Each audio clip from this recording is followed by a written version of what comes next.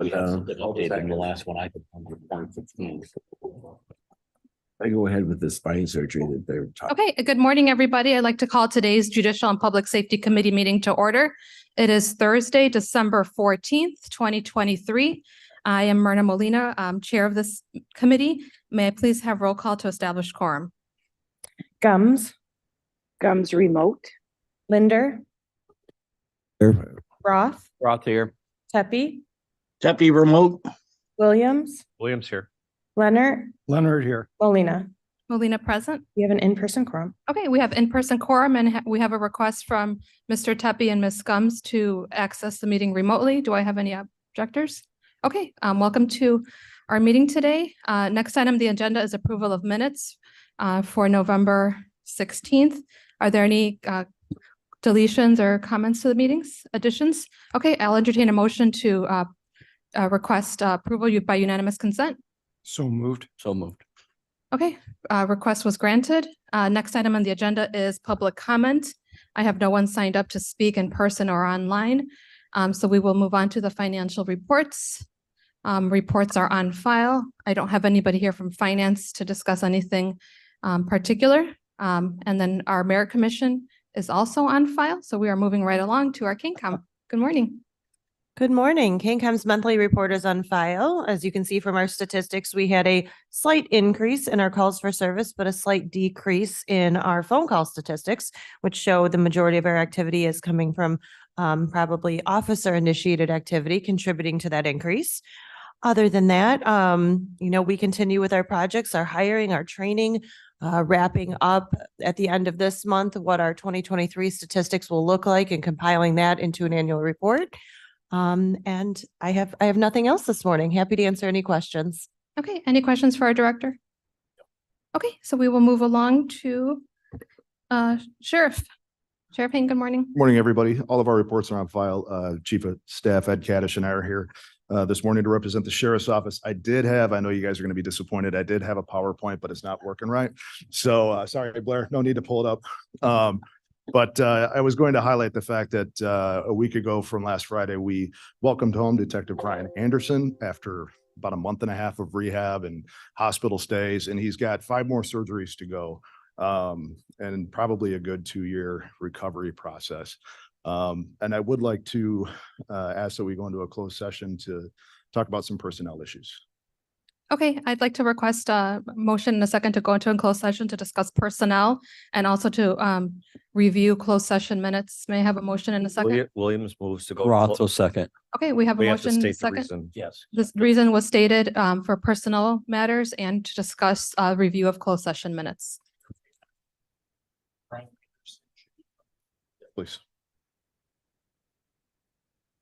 And I have no objection to department heads and office. Okay, holders. department heads are allowed to stay, if that's okay. You can stay. You're just not going to get the review for the closed session minutes.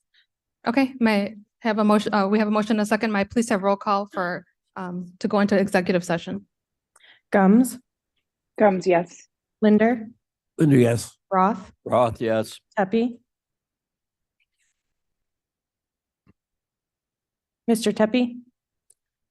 Williams, Williams, yes. Leonard, Yes. Molina. Molina, yes.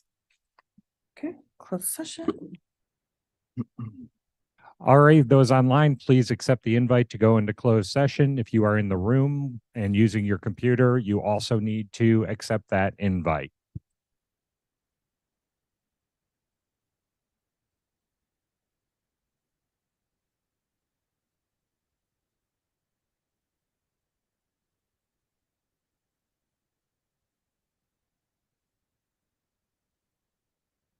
I'm missing 2 people online, have not accepted. I'm down to 1 person.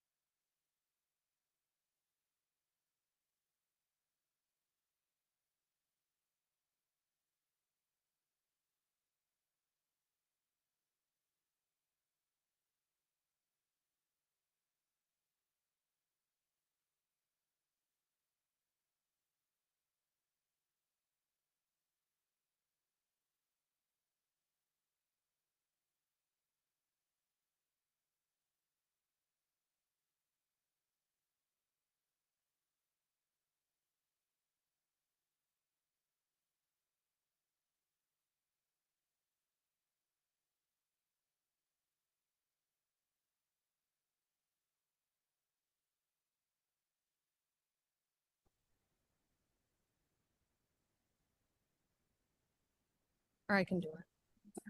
All right, you are in open Just share session. screen.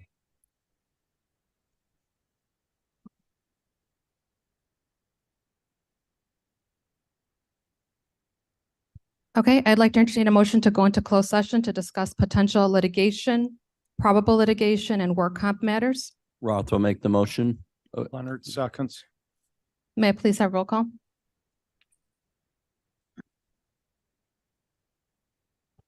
Gums, Gums is a yes. Linder, Linder, yes. Roth, Roth, yes. Epi, Pepe, yes. Williams, Yes. Leonard, Leonard, yes. Molina. Molina, yes. Okay, we are back in closed session to discuss. Actually, we will need to bring everybody back in digitally. Okay. So Thank you, Blair. everybody, please accept your invites once again.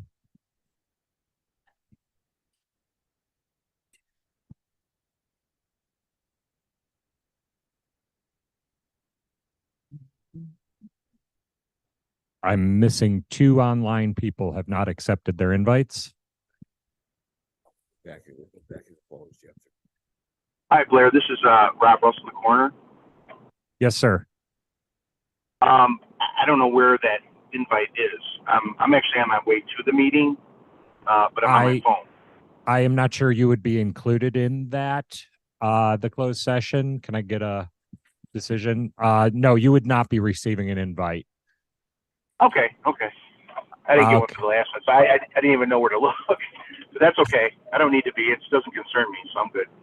Okay. We're still missing one person. That would be Aaron Brady has not accepted the invite yet.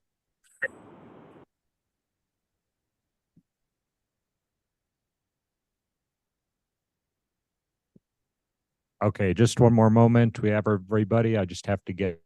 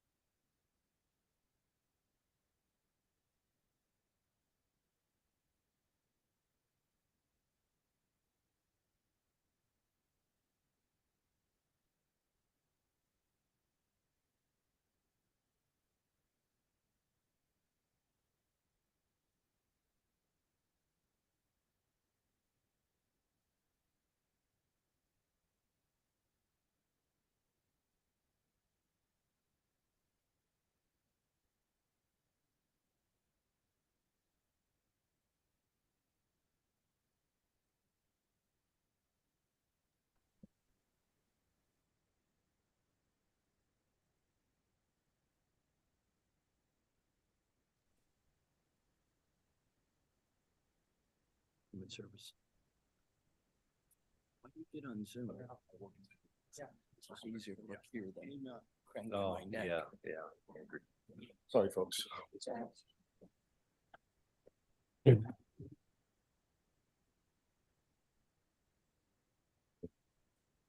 All right, you are in open session. Okay, we are now back in open session. May I please have roll call? Gums, Gums here. Linder, Under here. Roth, Roth here. Tepe, Tuppy here.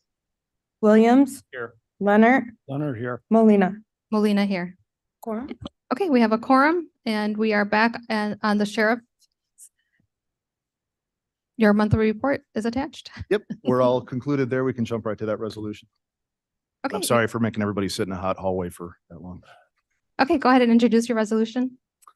This is probably the fourth iteration of this one. It's the resolution from the Ad hoc Security Committee regarding the sheriff's office having control over security here at Building A. We just added that last sentence before the now therefore be it resolved part, where the King County Sheriff's Office will present by resolution any physical or operational changes along with financial impact to the government complex via resolution for full board's approval, which I think was a primary concern with the more bare resolution before that the sheriff's office is going to swoop in and lock all the doors and kick everybody out. So Okay, may I have a motion and a second to discuss and potentially approve this resolution? Roth will make the motion. Mr. Roth, Gums will second. Ms. Gums. Okay, discussion? Mr. Leonard? Thank you, Madam Chair. I'd like to ask the sheriff, are you comfortable with this resolution? if you are. I'm really ambivalent. I'm just here to provide a service. And we were asked again by the committee the ad hoc committee to put this forward. So if you all like this, I like it too. Mr. Williams? So it would be my understanding, Sheriff, that you'd come back with a specific plan for the board to look at and approve before you implement it? Yes. So if we were to make any sort of changes, and I included operational as well, and of course, physical, we would bring it to you by resolution through the probably the JPS committee right here, all the way to the full board, just so everybody is on the same page and understanding what we're doing. Okay, any other questions, concerns? Okay, may I please have roll call? Gums, Gums, yes. Linder, Yes. Roth, Roth, yes. Tepe, Tuppy, yes. Williams, Yes. Leonard, Leonard, no. Molina. Molina, yes. Passes. Okay. So we will now move on to our emergency management. Thank you. First off, I just want to let you know that we hired a new planner, Mr. James Baugh, who starts Monday. So we've been without the planner since September. So it'll be nice to get that position filled and get things moving along. Our monthly report is on file. I just want to highlight a couple things. We finished with 11,116 volunteer hours during the fiscal year. About 20% of that was for assisting Kane County Sheriff, another 22 for other agencies, and about 19 for training. If you boil down that 11,000 hours into with an hourly rate that FEMA uses, it's about $363,000 that value provides the county. So something we're really proud of. The last thing I want to mention is, and Blair, if you could put the slide up that has the ILCAD, it's this colorful little chart here. This is basically the county's report card, and this is a process we do with the state IEMA every 6 months. So this report was turned in September before I got here, but we're next going to do it in March. And this is just basically a self-rating of a bunch of different core capabilities across a bunch of different aspects of planning, organization, equipment, training, et cetera. And as we go forward, we implement plans and procedures and equipment and training and things like that to try to raise these up. The goal is to have all of them be dark green. So that's kind of how we operate. And we do this every 6 months, and the ratings are done by a team of people from the county, from fire and sheriff's office and coroner and a few others. So that this is a process we do every 6 months. And I just want to let you know, that's kind of how we judge our emergency capabilities so that if a disaster happens, hopefully these are accurate, that we're prepared to handle whatever aspect of that this is judging. So that's all I have today. Thank you. Mr. Roth? Hi, Roth here. Regarding the infrastructure system, we're rated pretty low. Could you explain what our issues are? I'd have to go in and this is like a Okay. it's like a real detail. 60-page document. And Okay. this is the summary. All right. And since I'll I read it. wasn't here when these ratings were done, Okay. it's hard to say, but we'll be addressing this again in Okay. March. Okay.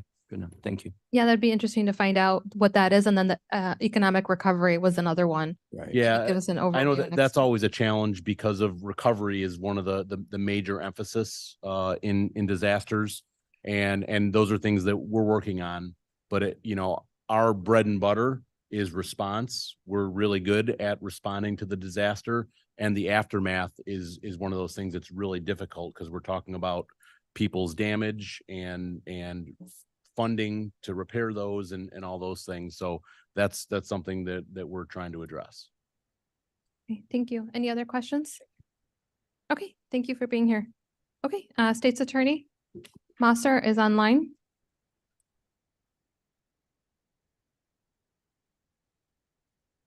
Sorry, I was answering emails right then. I don't have a presentation at all. Our reports are on file if anyone has any questions for me. Okay, and you have two resolutions. Do you want to go ahead and introduce the first resolution? It would probably have been helpful for me to have seen that before. Oh, okay, so the first resolution is participation in our appellate prosecutor program.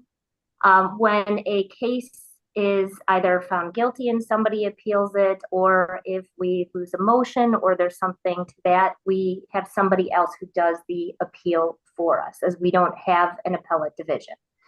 This is done by the appellate prosecutor's office. The appellate prosecutor's office has every county that uses them pay in a certain amount in order for us to be able to use these services. It's extremely vital for us to continue doing so. This is something that has been budgeted every year, and we've participated every year. So I would ask for that to move forward. Okay, may I have a motion and a second to Williams discuss and moves. potentially approve? Mr. Williams, Under- Roth, go second. Mr. Roth?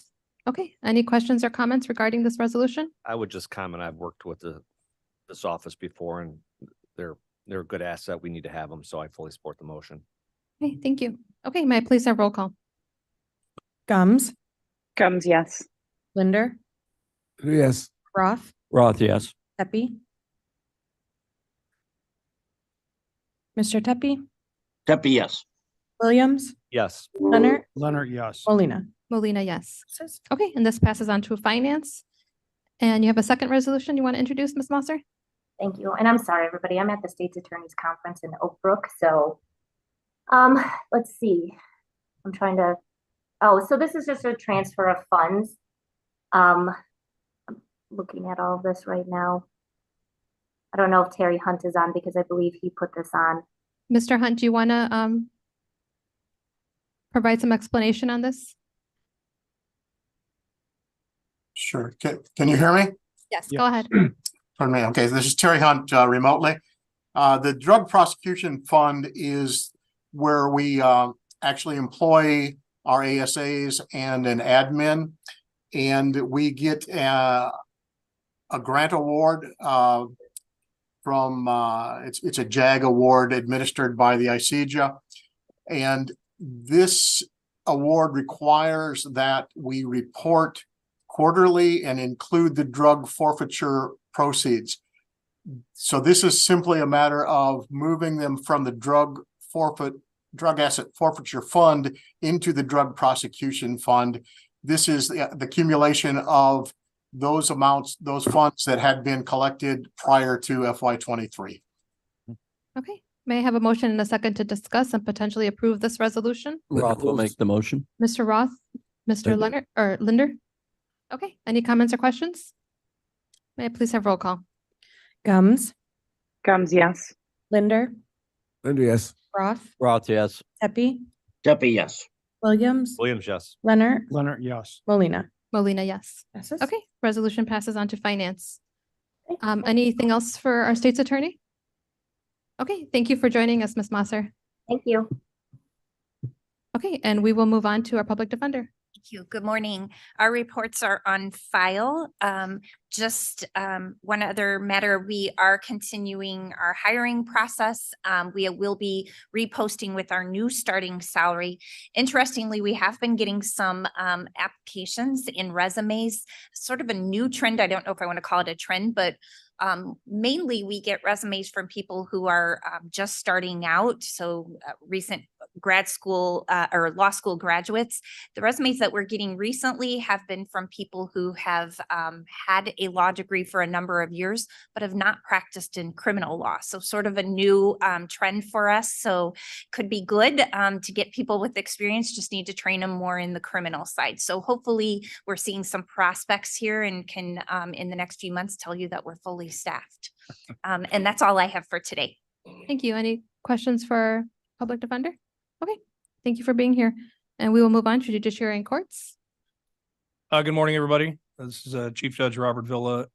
The only thing I want to report after 8 full days of being the Chief Judge here in Kane County, nothing has broken. There have been no pandemics or anything along those lines we have to deal with. So you're welcome. But I did want to tell you that one of the things that is a star of Kane County is our specialty courts, or our specialty courts. You're all probably very familiar with them. You all may know that Judge Castelny retired effective the first part of December.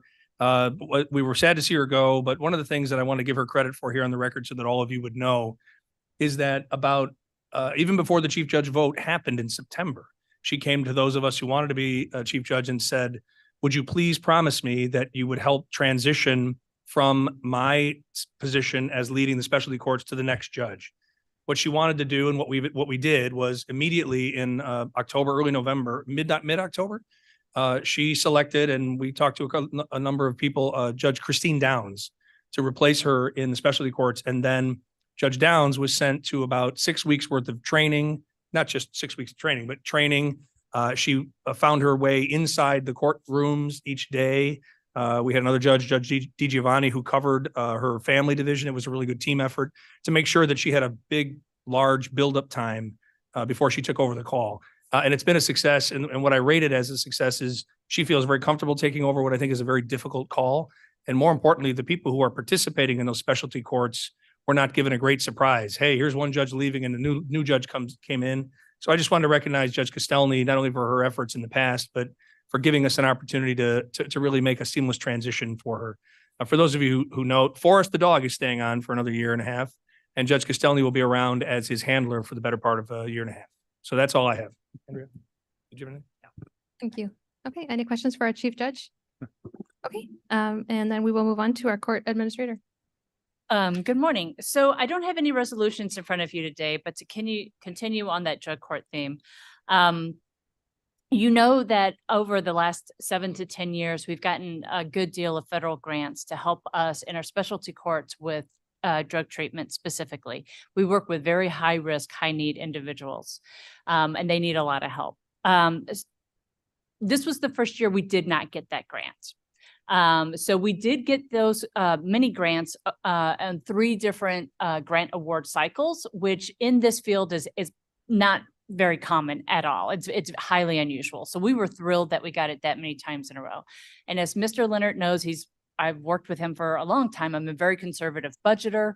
I took advantage of that opportunity and I squirreled away as many funds as I could in different places. I wasn't supposed to replace funding, right? It was supposed to be to supplement, not supplant. Nonetheless, they did allow us to do things like pay for all the drug testing out of those funds. So now I've been able to build up my drug testing accounts and things like that. So, and I know that some of that came out when Kathleen Hopkinson was presenting the budgets. And so that was what that was about. And so I saved up for a rainy day, so we're here. So I'm going to spend down those funds to maintain all the funding and all the operations of the specialty courts. It should be seamless. It should be fine.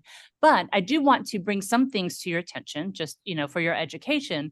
And by way, I'll get there because I'm also looking for additional funding for a few things. So the opioid crisis, when people are in jail and maybe incarcerated, When they're there for long periods of time, it's a little known fact, but there are laws that you lose any entitlements that you're on. So if you're, an older person and you're on Medicare or Medicaid, if you're receiving Social Security, you lose all of that when you're in the jail for after a certain amount of time, which is why the jail picks up the full cost of medical costs. That's all shifted to the county at that point. When they come out, they have to reapply for all of those benefits, including Medicaid, if that's what they're on. So when you're a high risk, high need offender, and we take you into a specialty court, one of the things we do is we mandate you have to go into drug treatment. Well, inpatient drug treatment, even a local facility here in Aurora, it's over $10,000 for a 27-day stay. Most inpatient treatment is geared for 27, 28-day stays because that's what insurance will cover. But when you lose your insurance, and we mandate that you do that, that is a huge obstacle. That is a barrier. We call that a barrier to treatment. So we were using the grant dollars to pay for that. So we've begun to investigate how can we get around that? How can we make sure to utilize other funds, establish better relationships so that we can tap into that? And to continue those people with their treatment. Additionally, we use something called medically assisted treatment. What that means is, especially for opioid users, there's something called an antagonist. We've talked a lot about Narcan. You've seen that in the press. There are two different drugs. One is Vivitrol, one is Sublocade, that can be injected. So it helps these high-risk people overcome their addictions because it blocks the receptors in the brain that let them get that reward for having taken the drug. So when there's no more reward for taking the drug and they're in treatment, they're in court, it just makes it easier for them to become fully clean and sober. Those shots are $2,000 a month. It's a lot of money. So we're able to use some of the funds that we've set aside to continue that bridge until we find additional funding. But I want to let you know that I've been in discussion with our State's Attorney Mosser. And as you know, the county has established the ad hoc opioid settlement fund. And so we're putting together a presentation for them to ask that we can tap into those funds to continue the progress of our treatment courts in the population that we're working with. So just to let you know what we're doing behind the scenes and the status of our funding. And by the way, that all those funds are special funds. They're not out of the general fund, so there's no impact on the county. Perfect. Any questions? Ms. Ost, about the entitlement loss, when exactly does an individual lose their entitlements? Is it when they're charged? No, it's upon, I forget how many days, it might be 30 days after they're in the custody, after they're incarcerated, when they're in custody. So that includes when they're in county In county awaiting jail. trial? Yes, So if they're awaiting trial, they haven't been charged, but they're in custody, they lose their entitlements? that is my understanding. Let me go back and reread it and Okay. I will let you know. Okay, thank you. That might be a legislative thing we can work on. Okay, If I actually show up to one of her meetings, I'll discuss that with her. Sorry, Lisa. No worries. okay, Mr. Leonard? Thank you, Madam Chair. Ms. Ost, first of all, thank you for all you do and how careful you have been with the monies you've had and how you're allocating those. You're a great example to everyone on that. More specifically, what I wanted to ask you was, with respect to these individuals that are incarcerated, what is the average amount of time that they're in there before a decision is made court-wise on what's going to happen to them? That is a great question. And it varies, honestly. I certainly will let the lawyers in the room and the judge speak to that better than I know, but each case is treated individually. So it depends on their criminal history. It depends on how complex the case is, all of that kind of stuff. They're held until the case is resolved sometimes. So, and the reason why I asked that obviously is if there's a 30-day period where their benefits are canceled or no longer in effect, and the cost to the county to maintain that person with the shots and or, treatment in a drug rehab situation is very expensive. So I don't know if there can be a priority put on those people or if that can be addressed or even looked at. Well, as if you were going to speak, Oh, no, I'll I be wasn't. quiet. Judge Hull did present a couple of months ago that they do, the judiciary, they go over that list of people who've been held for a certain amount of time, and they do raise those people to the front and they make them a priority. He was very proud of the fact that we got the list of people in the jail who have been there over a year down substantially. We were one of the few counties really working on that and making it priority. No guarantees that, you know, a case will get done in 30 days. That's not how the system works. Yeah. It takes a long time sometimes because these are really complex cases, but the judiciary does work very hard to decrease those holding times. Thank you. Did you want to hear briefly from me on that? Yes, if you wouldn't mind. So, Chief Judge. Ms. Ost is right. Kane County, and it was Judge Hull's initiative to do this, is one of the few counties that was able to reduce their jail population significantly by our own internal efforts to move cases along. What I mean by that is every county had, and Cook in particular is a poor example of what can happen when people in custody are sort of forgotten about in certain ways, and the system just keeps grinding to a halt, so to speak. We would have people in custody regularly for 3 to 5 years in the jail, or in the better way to say it is longer than their sentences would ever be. And they are presumed not guilty while they're in jail. We all like to say, well, they're off the street and they must have done what they did, but their constitutional right was they were not guilty. The Safety Act has changed that, in addition to Judge Hull's efforts and efforts of Judges Tracy and some others, to reduce the jail population for people who were being held long before their trials.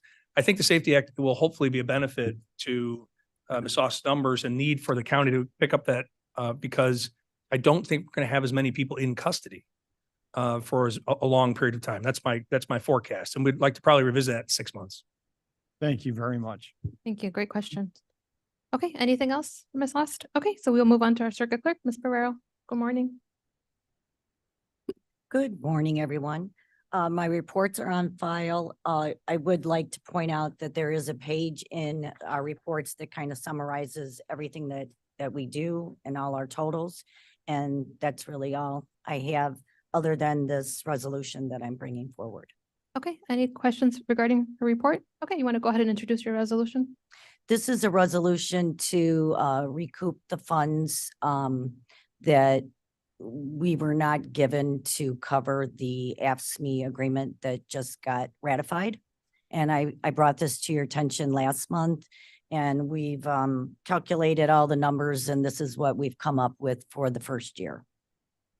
Okay, may I have a motion and a second to discuss and potentially approve the resolution? Roth will make the motion. Mr. Roth moves. Leonard Comes a seconds. second. Mr. Leonard seconds. Okay, any questions or comments? Madam Chair, Gums. Ms. Gums, go ahead. Just a quick notation. You know, I'm fully in support of all of these things, obviously, but I did want to note that we haven't had a labor management meeting since September. So just bringing that out there. I'm not sure why we're not having those meetings, but I will be voting yes for this. Okay, and Mrs. Barrero is the sole employer of her AFSCME group, so we're just happy that this was ratified. Thank you for your work on it. It was work.